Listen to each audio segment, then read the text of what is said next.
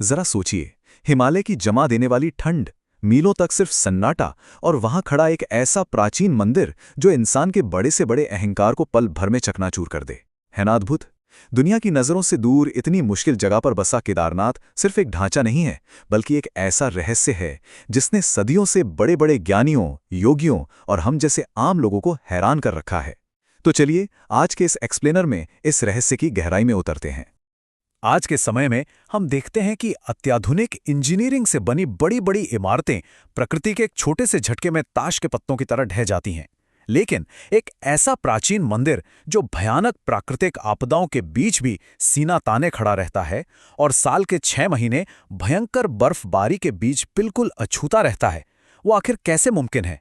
आज हम विज्ञान, बेजोड़ वास्तुकला और उस असीम ऊर्जा के इसी अद्भुत संगम को डिकोड करेंगे।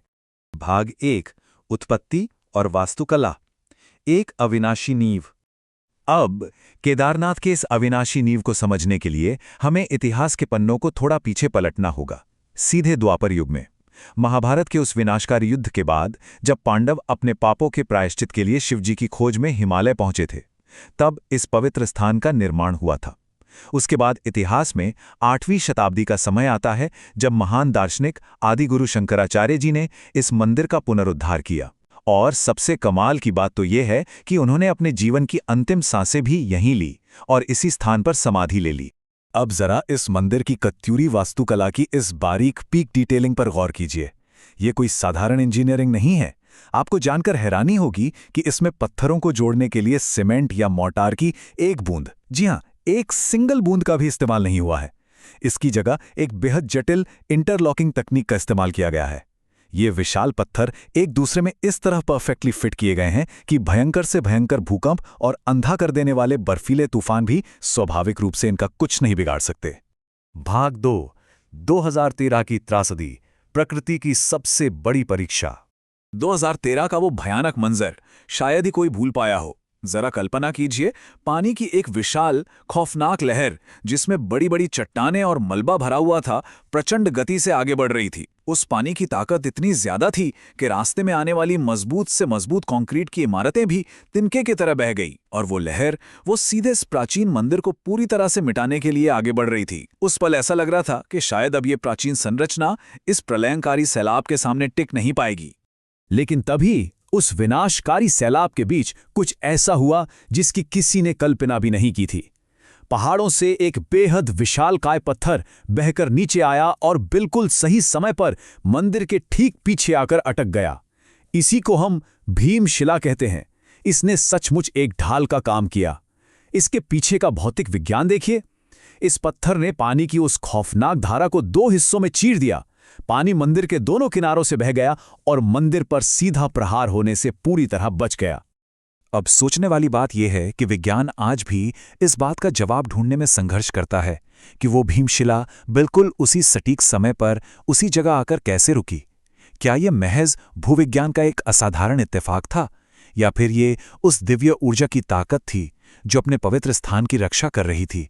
सच कहूं तो ये एक ऐसा रहस्य है जो भौतिक दुनिया और आध्यात्मिक विश्वास के बीच की लकीर को पूरी तरह धुंधला कर देता है। भाग 3, सर्दियों का सन्नाटा, 6 महीने का एकांत। दिवाली के ठीक अगले दिन एक बहुत ही खास अनुष्ठान होता है। भगवान केदार की डोली को ओखीमठ ले जाया जाता है और इस प्राचीन मंदिर के भारी भरकम कपाट पूरी तरह से बंद कर दिए जाते हैं। 6 महीने, ये संख्या अपने आप में बहुत भारी है। सोचकर देखिए, ये कोई आम सन्नाटा नहीं है। ये वो समय है जब वहां हाड़ कंपा देने वाली ठंड होती है और दूर दूर तक इंसानों का नामो निशान नहीं होता। इन 6 महीनों का एकांत इतना गहरा होता है कि वो पूरी तरह से इंसानी दुनिया से कट जाने का समय बन जाता है। और यहीं पर हमें एक बहुत ही तीखा विरोधाभास देखने को मिलता है। बाहर की तरफ देखिए, सब कुछ एकदम सुनसान है। मंदिर बर्फीली हवाओं के थपेड़े सह रहा है और बर्फ की मोटी मोटी परतों के नीचे लगभग दब चुका है। एकदम हिंसक और जमा देने वाला माहौल। लेकिन इसके ठीक उलट मंदिर के भीतरी हिस्से में एक अजीब सी अद्भुत शांति होती है।